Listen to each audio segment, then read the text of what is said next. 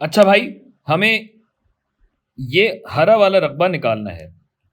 तो ये रकबा निकालने के लिए दो तीन चीज़ें आप कर सकते हैं। अभी तक जो आपने चीज़ सीखी है वो ये है कि भाई मुस्ततीलों में बांटें इसे और अलग अलग रकबे निकाल लीजिए।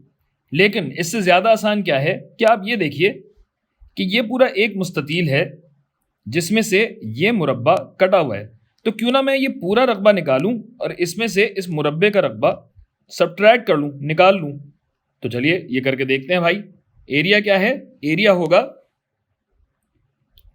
9/8, जो कि इस बड़े मुस्ततील का रकबा है, और इसमें से ये वाला रकबा मुझे निकालना है। तो माइनस मुरब्बे का रकबा क्या है? 4/4 सेंटीमीटर स्क्वायर।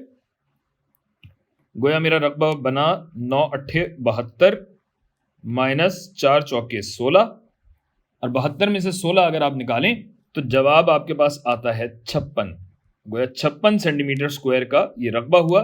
जिसकी आप तस्दीक करना चाहें तो आप ऐसे भी करके देख लीजिए कि ये मुस्ततील, ये मुस्ततील, ये मुस्ततील, ये मुस्ततील, इन्हें जमा करके देख लीजिए। मेरा टाइम तो पूरा हो गया, तो मैं जा रहा हूं।